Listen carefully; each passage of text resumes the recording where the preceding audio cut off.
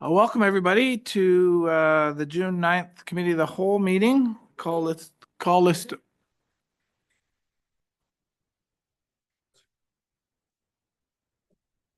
I can hear myself. We're good now? Okay, well, thank you very much, everybody. Let's bring the June 9th Committee of the Whole meeting to order. We acknowledge that we're on the traditional territory of our friends, neighbors, and Treaty 8 partners of the Fort Nelson First Nation, as well as the Prophet River First Nation. We further recognize the rights provided by our treaty, and we recognize the enduring presence of the Métis people in our region. Please be advised that this afternoon's meeting is available to the public to attend virtually and is being streamed and recorded. Are there any additions to today's Committee of the Whole meeting, Council, staff? Thank you. Is there any public wishing to comment on today's agenda? No? Right, everybody's okay with the agenda the way it's written? Good. Okay, that brings us to our delegation today. We have representatives from the Ministry of Water and Resource Stewardship, Land Use Planning and Cumulative Effects Division. They're here to talk about strategic land use, particularly the Kaska Indigenous Protected and Conserved Area. So we have Rudy Mazer, the Director of Strategic Initiatives. Welcome, Rudy. If you've got Jennifer and Sandra, perhaps you can introduce them or allow them to introduce themselves. Yeah, thank you very much for welcoming us to this board meeting. I'm pleased to be here tonight. And with me is Sandra Sulema. Sandra is a land and resource specialist with our ministry, and she's also the project coordinator and manager for the project that I'm about to go into at tonight's meeting. So again, thank you for the opportunity. I was here almost exactly a year ago and provided a bit of an overview over land use planning at a very high level, and I'm pleased to be back to follow up with much more specific information on our project. And so I prepared a few slides to lead you through the presentation, and I wonder whether I can ask Sandra to share those slides. But before I get into it, are there any questions or any further comments? I should add that I'm joining you tonight from the traditional territory of the Snuneymuxw First Nation. I'm located in Nanaimo, and I'll ask Sandra to also briefly just introduce herself and do a land acknowledgement. Hi, as Rudy said, Sandra Sulema, and I'm calling in from the Fort St. James area, which is Nak'azdli-Whutun, a traditional territory based on the shores of beautiful Stuart Lake. Welcome. Thanks. Excellent. So then perhaps without much further ado, I'll start with the overview over the Kaska BC Land Use Planning Project. And maybe flip to the next slide, please. I'll start with just introducing, we've just introduced the two of us, but there's more in terms of who is primarily involved in the team at the project level. I'll then go into a little bit of why are we doing this. I'll put it in the context of the Northwest strategy that was recently announced, and also the mandate letters that were issued back in January. Just briefly again, a reminder, a bit of a high-level overview of land use planning. What is the typical process and what are the desired outcomes? And then I get into, our specific project with some maps showing the boundaries and move to where we are at and what is our project and process going to look like over the next year, and then a little bit into more depth on how and what are sort of the key ingredients and important features of our land use planning project. All right, so on the BC side, while being led by the Ministry of Water, Land and Resource Stewardship, it is mightily supported also by our friends in the Ministry of Indigenous Relations and Reconciliation, as well as staff from the Ministry of Mining and Critical Minerals. So it gives you already a bit of a sense as to, you know, what kind of the focal matters are in this project. So apart from myself and Sandra, there's also Jennifer Chermisnock and Robin McKinley on the Walrus, as we like to call it, part of the team. And we're doing it in partnership with our Casca partners. So, and on behalf of the Casca First Nations, it is Corinne Porter, the executive director of the Denakaye Institute, who is kind of my counterpart as a key project manager. And Corinne is representing, in the context of this planning project, all of the Casca First Nations. So two of whom are located in BC and the other two in the Yukon, but all of them have signed on to this very important project for Casca as a whole. So I mentioned the Northwest strategy, and it was two weeks ago that Premier Eby announced the Northwest strategy and the three pillars that it is built on, namely economic prosperity, in particular, you know, as it's coming from the mining sector. It's also reconciliation and partnership. So we're doing partnership with our nation partners, and it is protecting vital land and water and 30 by 30. And I know last time when I was here, I also made reference to 30 by 30, and I'm mentioning it here because it's been part of the provincial mandate letters again, but later on, I want to really put it into the regional context. What does it mean here in the regional context? And I think it's becoming much more clear what the relevance is. So that's the Northwest strategy. If you flip to the next slide, it gives you what's here called the principles for the strategy implementation. But you could also say these are some of the desired outcomes. So it's to build confidence and certainty for investors and industry. You know, primarily again, it's directed at the mining sector, but not exclusively. It's securing claim staking and project advancement opportunities for both mineral exploration and then mine development. It is, you know, done on the basis of agreements with First Nations that recognize their inherent Aboriginal rights and title.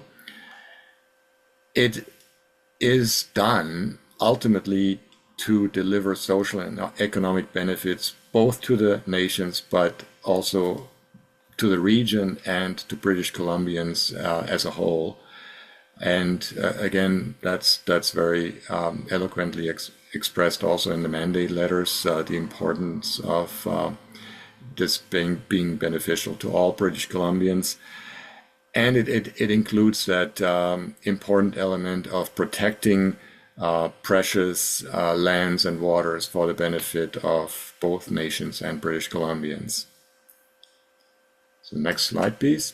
So this is some of the language that's in the mandate letters, and notably, there is the same direction when it comes to land use planning and partnerships with First Nations in both our ministries and in the ministries of mining and critical minerals mandate letters. So to work to enable mining exploration and development in British Columbia's Northwest in partnership with First Nations in a manner that helps achieve our provincial commitment to protect 30% of lands and waters by 2030 and creates economic growth and opportunity in the region. And, you know, as I mentioned, mandate letters came out in January, and then, of course, shortly after that, we saw a new president take office in the United States, and that was quickly followed with tariff announcements. And so the economy, you know, has, if anything, has taken on a very important, not just backdrop, but driver of the Northwest strategy. So it is very much this new political and economic context that is has found expression in form of BC's Northwest strategy. And so what was it complements and it further it further enhances the direction in the mandate letters. So next slide. So now a little bit about what is land use planning. A few high level slides. So the intent of land use planning is to set strategic direction that provides clarity and predictability on the what that can occur where on the landscape, or if we're planning for water, it's on the water as well. So it's the ultimate outcome is to provide clarity and predictability so that all the various interests that different audiences and different groups may have on access and enjoyment of land and resources are clear on the what and where. So next slide. Again, what are the key drivers? So it's undertaken very much in a targeted manner. So BC doesn't intend to blanket with land use planning. It's only in areas where there are specific drivers, and in the Northwest or northern context, it is those three pillars: economic prosperity, its conservation, and its reconciliation that are the key drivers for land use planning in the Northwest. And again, while I will speak in much more detail to the Casca project, it's when we talk about Northwest strategy and Northwest land use planning, it includes Casca's neighbors to the west, Tahltan and Taku River Tlingit, and it also includes Nisga'a and Gittinyao further south in the case of the Meziatan project, but a little bit more on that later on. So, and land use planning today, which has also been referred to as modernized land use planning, is undertaken through partnerships with First Nations. So it's a partnership approach that is, where there's complementary and shared visions on part of both the partner nations and BC. So it looks for alignment of the visions and the desired outcomes, and then seeks to accommodate both traditional Western science and traditional provincial approaches to land use planning, as well as traditional First Nations approaches and relationships to the land. So it's encompassing both worldviews and striving to achieve shared outcomes. Next one. And while it is that strong partnership approach, land use planning is undertaken in an inclusive manner. So it includes, of course, our partner nations in each project case, but also neighboring nations who have shared territories in the area. It includes local government. It includes stakeholders, industry, and communities in terms of targeted engagement opportunities that are being provided. And then, of course, sort of more internal government, interagency connections. And I mentioned already, we're doing this in close alignment with our agency partners in indigenous relations and in mining and critical minerals. And this slide just gives you a bit of a sense of what the desired outcomes may look like. So typically, the outcomes of land use planning are zones and associated objectives that speak to how the various resources and resource values in the area are to be stewarded, be they traditional industrial resource activities, be they conservation values, be they wildlife values, both or recreational enjoyment, or harvesting of wildlife in the form of fishing and hunting. So these are typical things that a land use plan is speaking to. I do want to talk a little bit about in this case there is a clear focus on perhaps not the full breadth of values and of land use planning outcomes.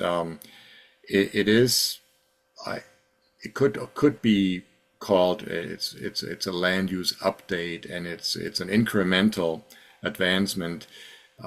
Given that there is already a long history of land use planning in the area in the north, and there is a wide range of existing plans. So clearly the focus in the current project is on conservation, the protection of lands and waters, additional protection, and then additional clarity on mining and mineral exploration.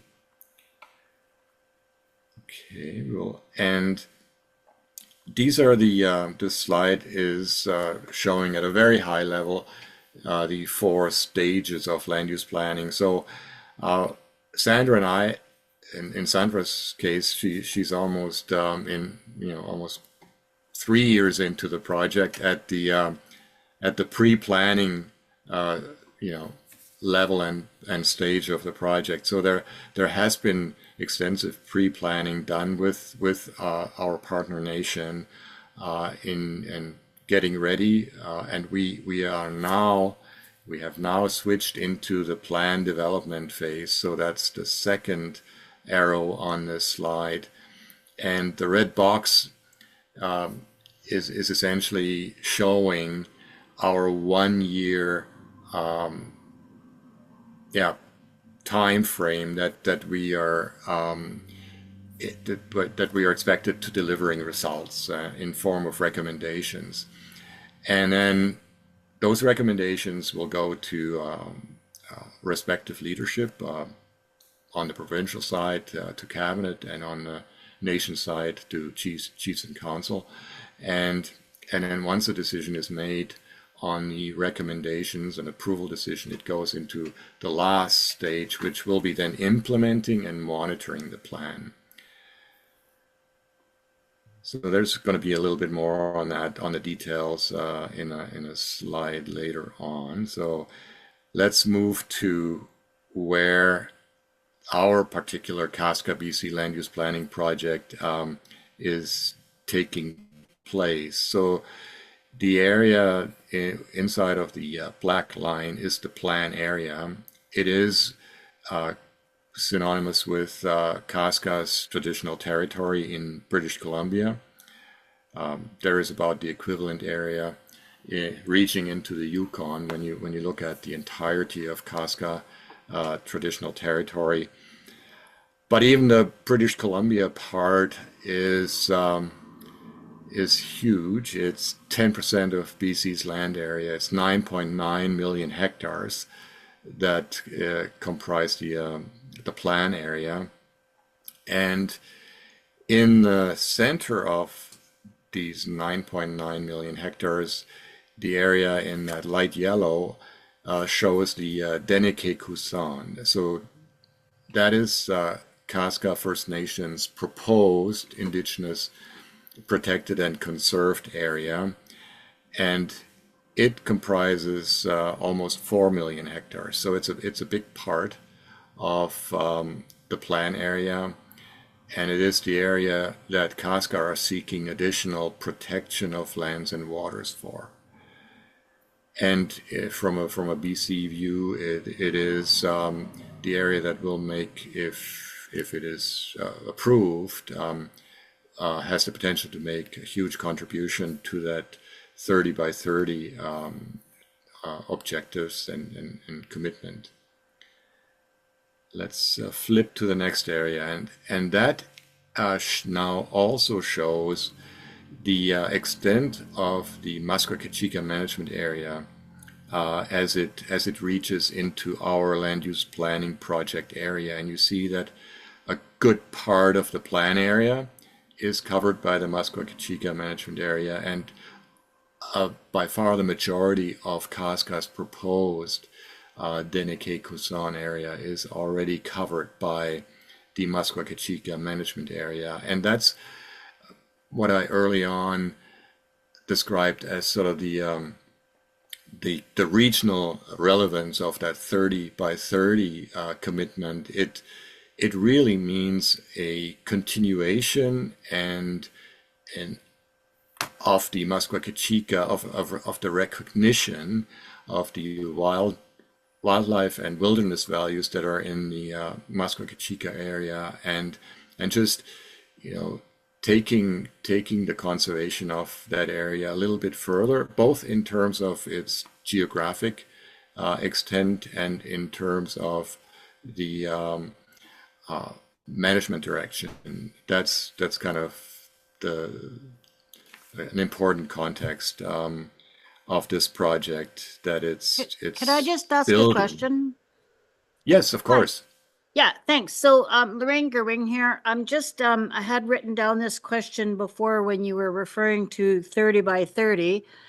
And the question that came to my mind, does this mean that the Northwest is going to be developed and the Northeast will be holding the 30% of lands that there will be no development in? And I think you just answered that question for me in extending the Musqueam-Kachika to more of a protected area would mean no development in the Northeast. How much land in the Northwest will be protected in that 30 by 30? Each of the partner nations has identified areas of high cultural and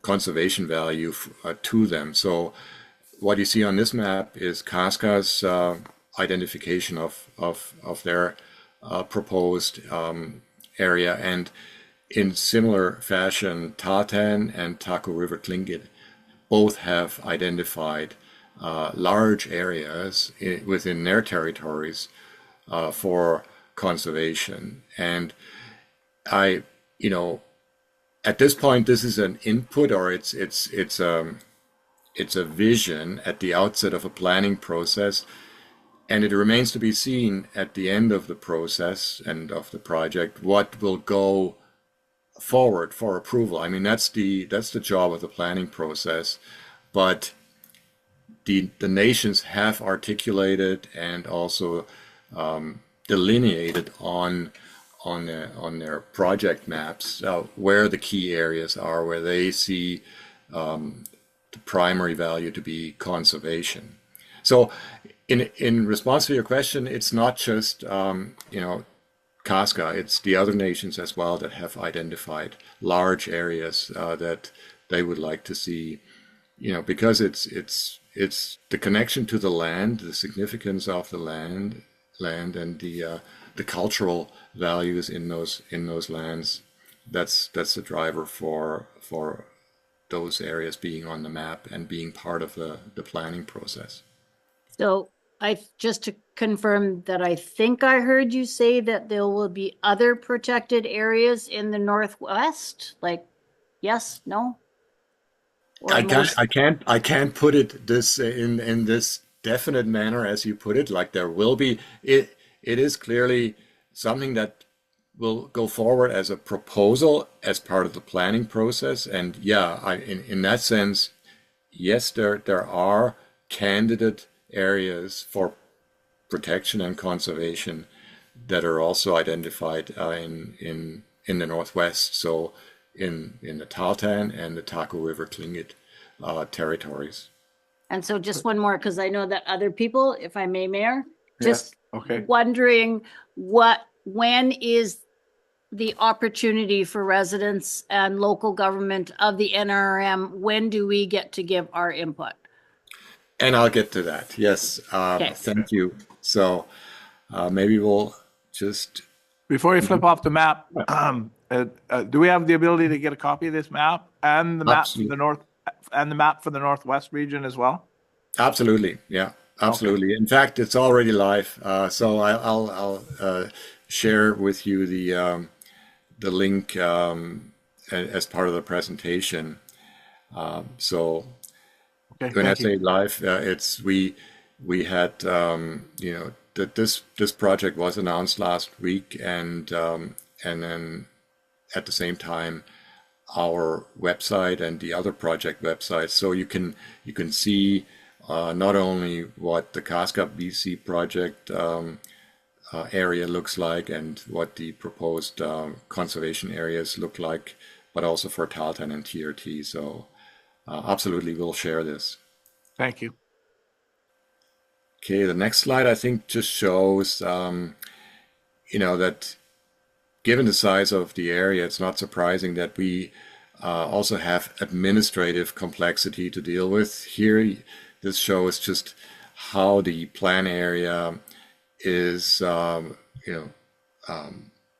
distributed among the various regional districts in the north central area. So Northern Rockies covers about 36% of the plan area, Stikine 41%, and then Peace River 17%, and Kitimat Stikine a smaller area. Okay, let's move to the next one. Yeah, so here, this slide. So as I mentioned last week on June 3rd, these Northwest land use planning projects were announced, the whole package. So it's in total, it's 4 projects with 5 partner nations. And you can navigate once we've shared this. It's if you look for the BC government news release on June 3rd, you will see it there, but you will also be able to click this link. And then each project launched its own website for the project, and you will find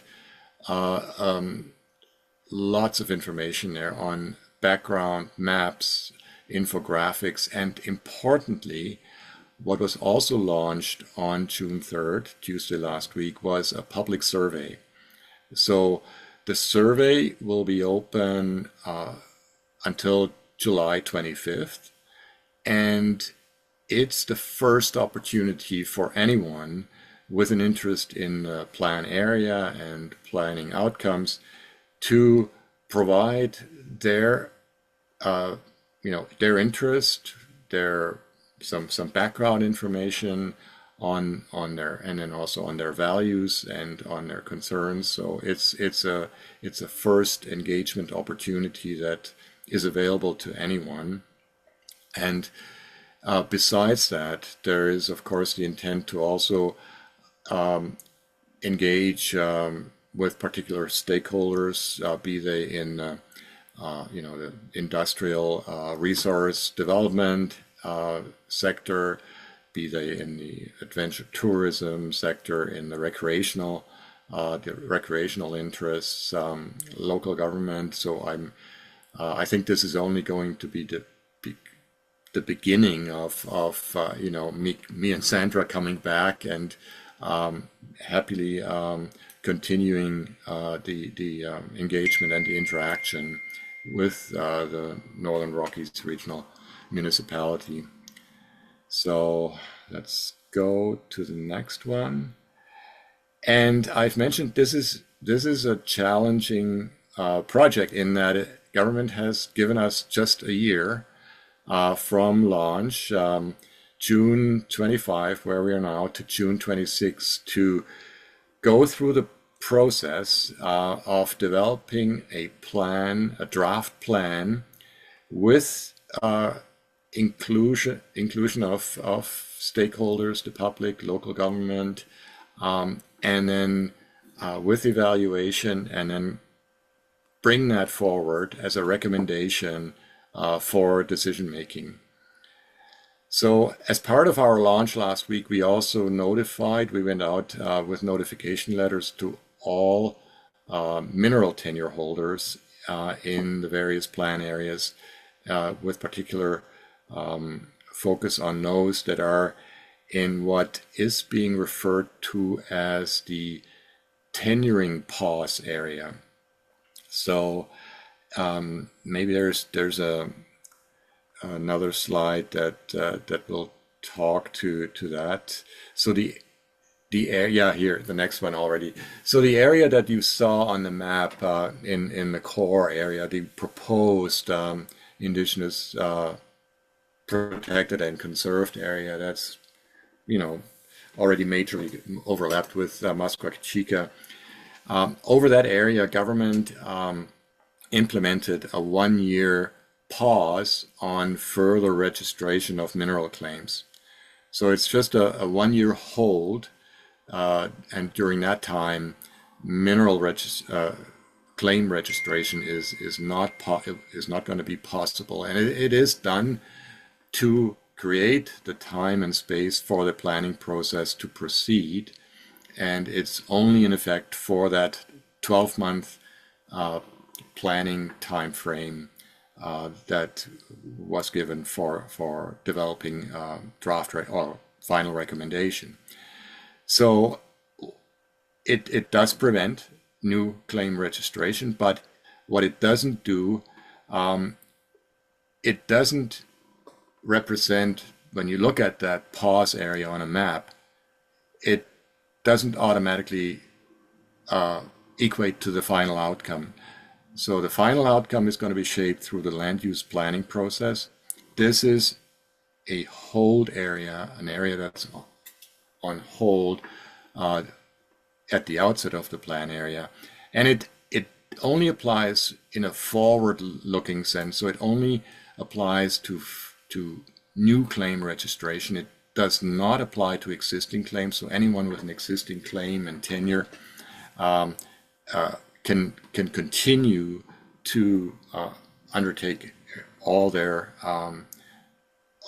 work under those claims, and can even advance a given claim to the next stage of and apply for notice of work. So it doesn't affect those existing claims that as they currently have been registered already. And again, why is this being done? It's it's signaling to our partners, our First Nation partners, that it's a good faith process. We respect that they have brought these areas into the planning process as potential conservation areas, and we're putting that, government has decided to put that hold on those areas. And it also is a way of managing provincial compensation liability. So it avoids that new encumbrances are created during the planning process, which could translate into compensation costs if the area gets permanently protected. So that's the purpose of the tenuring pause for these areas. And this slide gives you a little bit more insight of the 1 year plan development process now. So as I mentioned, there will be ongoing engagement with neighboring nations, local governments, stakeholders. There will be, it's what's immediately available is the survey, but there will be targeted sessions with stakeholder groups as well. The survey, once it's been completed, will be summarized, and an engagement summary report will be prepared. That is often referred to as the What We Heard report. And then once there are draft plan recommendations developed, the intent is to go back to the public and to present them to the public and provide another round of review and comment by the public that then can be considered in the development of final recommendations before they are being submitted to for approval. So that gives you a sense of the 1 year timeline and what the opportunities will be to get engaged for the public and for stakeholders. And so when you look at that green bar, various shades of green on the top, June to August, we've launched, we will start the engagement. September, so the second step will be more focused on technical input sessions to develop the draft plan. Early in the new year, we hope to make that then available for stakeholder review, but also for broader public review. And with the feedback we get, we can refine it then as a planning team, and then provide the final proposed recommendations, possibly for another round of review before they are being submitted for approval. So there's going to be quite a bit of engagement opportunity throughout the project. We also, when you look at the third square here, the socioeconomic environmental assessment, that's going to be an integral part. So once there's a draft plan that has been developed, it will be evaluated on its impacts and benefits, environmentally, economically, for communities, and also for, from a cultural point for our partner nations. And then the outcome focus is going to be on, as I said at the outset, clarity on stewardship and conservation, focused on the Dene-Kay-Kuzan area, clarity for mineral exploration and mining in the remainder of the area, and then updating and consolidating where indicated the existing plans. And they include, in the case of Northern Rockies, of course, it's the Fort Nelson LRMP that covers a large portion of the plan area, and so that's one plan that's being looked at. But we also have the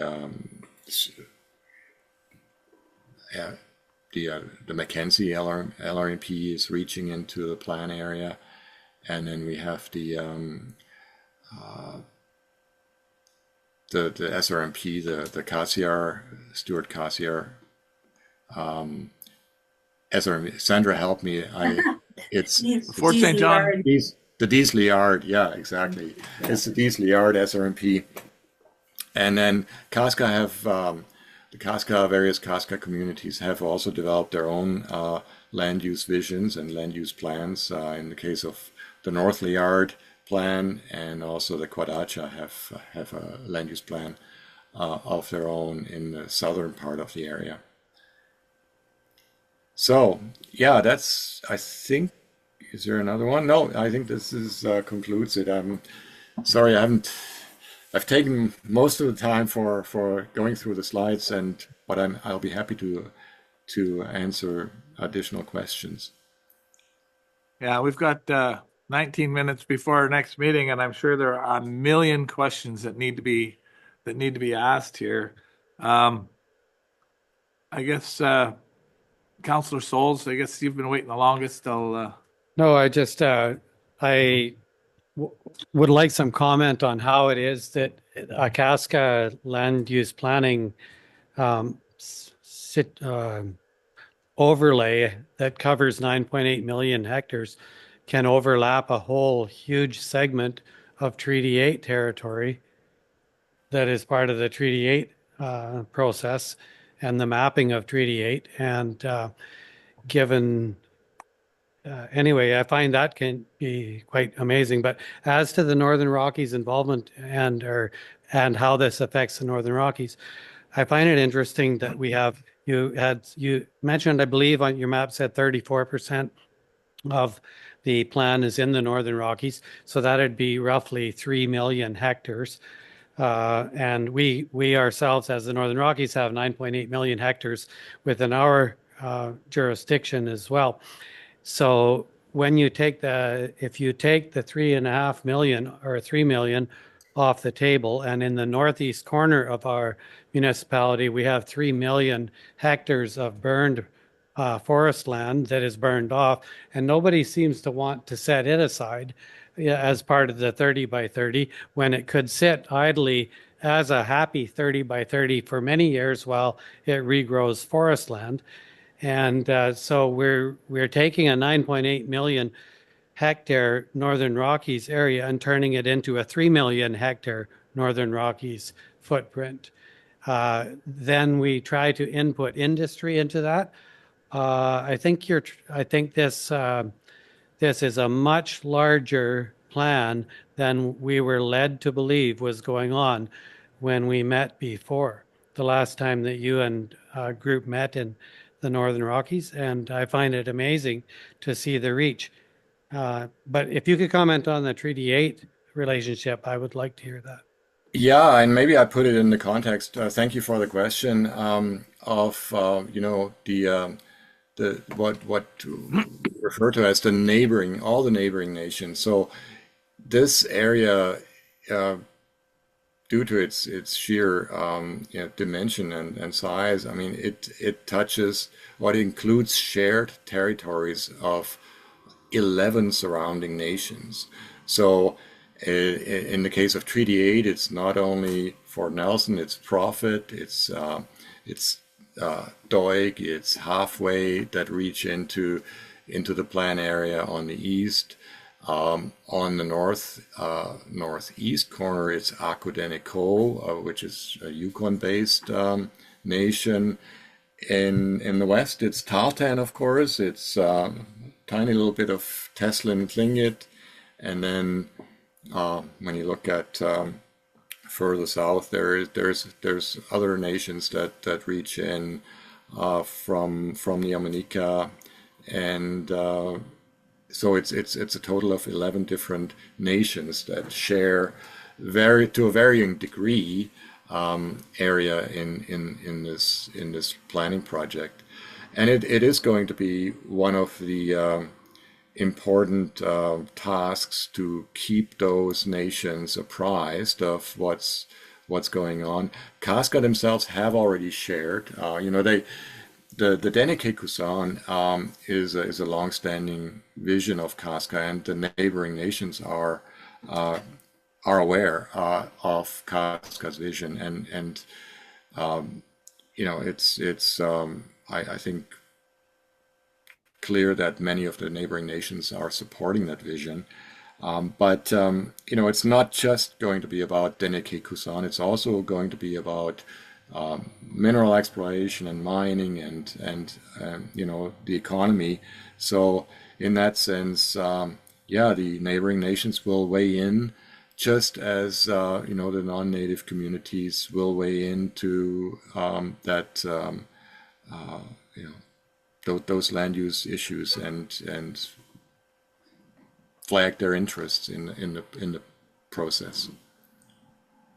Okay, thank you. Thank you for that. I mean, there's just going to be way too many questions for us to be able to ask you in the next 14 minutes and get answers that Yeah, and that are close to appropriate. But I think what we'll do is we will gather in all of our questions, put them in writing, and send them to you sure. to get an idea, some further idea of how we can participate, when we can participate, what that participation looks like. Because I know there are many people in our region who are impacted by this. There are many people in our region who have been involved in land use planning in the past, both in this region and in this LRMP, as well as the Fort St. John LRMP. There are people who will have a lot of opinion with respect to, this project, this plan that this land use planning project that you have. And I think we're going to want to be involved at, various places along the way. We're going to want to know what other types of engagement. I sure hope it's more than just this survey that you're talking about. We know that surveys go out from our own experience. Surveys will go out, and there's perhaps many people that respond to the surveys that aren't even in the region, but they got some kind of an opinion with respect to the way we should, look after our land use planning here. As Danny has said, it's a huge part of the Northern Rockies when we're talking 3 to 4 million hectares, out of this, and we've got a lot of people who are involved in the development of the Muskwa-Kachika area, which originally was just going to be an access management area and has evolved into significantly more than that. And not that that's a bad thing, not that conservation is a bad thing, but if it starts to limit access for non-Kaska residents of British Columbia, then we're gonna start to see some problems there. So, yeah, we want to be involved. We'll Yep. try to get our questions to you, hopefully, in the next week or so that you can respond to those. Yeah, that's great, and I want to expressly invite the Northern Rockies Regional Municipality can be a key conduit that connects us with the people that we most importantly should hear from. So I think we're looking to the board also for that kind of advice and to assist us. It is going to be one of the challenges, given the comprised time frame. We wanna connect with those audiences that are most critical and make sure that they can provide their advice, their input, and they are being heard in this process. And I can on the partnership approach, I can very much assure you this is kind of about it's about a shared vision, and it's also about outcomes that bring shared benefits. So it's that's the intent, that it's the outcome brings benefits. Yeah, those benefits can be at a macro level, right, at the province level, or it can be at a micro level in the regions that it impacts, and certainly that will be a position that we'll take. Is there's got to be as much benefit to this region as there is to the province. We're there. We're prepared to assist you in interacting with the public, but it's going to cost you. It's going to cost you a seat at the table. We need to be there when you guys are developing this and so should other local governments. We'll figure out how we'll do it. But, we need to be there as you're developing a draft so that we understand the entirety of the process. We're not just brought in at stages of the process and asked to, I'm going to use a harsh term. I don't mean it this way, but to rubber stamp whatever decisions are already being made. We need to be there we don't necessarily, we're not decision makers. We get that. We are stakeholders. But at the same time, you should allow us to at least watch the decision makers uh, make their decisions so that we understand at least that our input has been heard, so we can watch it being heard. So we Yeah, can, absolutely. I mean, there's not a table as there was, at in the LRMP days. It's not that model in terms of a consensus table with representation from every interest. It is conceived as a partnership process, but it will include those opportunities to get involved and to provide information and to help shaping the draft recommendations. And so our planning process itself is not a decision-making process. It is the process of developing recommendations that then are being brought to the decision makers. And in that process of developing recommendations, we want to get as much input and local knowledge, technical knowledge that can be then reflected, and yeah, to the benefit, not just at the BC level, but it's only a good plan if it benefits the local and regional economy. yeah, we understand that, Rudy, but there's not necessarily a lot of trust in these processes. We saw the Caribou process proceed really with a lot of input. It was really decide, advise, and defend sort of approach, and we certainly don't want to see that happen again. Whether it was Caribou here or Caribou in the Southern Mountain, there's been other processes similar to that the province has put us through, and this is an extremely important process that builds on the history of land use, a 20-year history of land use in this region and this part of the province, and we want to participate, but at the same time, we're hesitant. The more you can allow us to be there while this work is being undertaken, we'll actually give you and the process more credibility at the end of the day. So there's some positives there for having us there. Both the idea of involving us to get a greater public participation, and the other is to give you some credibility of recommendations at the end of the day. So we'll put our questions, because I know there's some folks in the public. So Tom and Jim, I saw both your hands go up there, and I know that you're not going to get an opportunity here, but we certainly would like to hear from you, and we'll add your questions to the questions that we send to Rudy and his team. Last comment to you, Rudy. Yeah, so again, I'm hearing you, and for my part, I'll come back as often as it takes, and we will keep you up to date, and we will also be happy to perhaps develop a particular session for local government or for the Northern Rockies,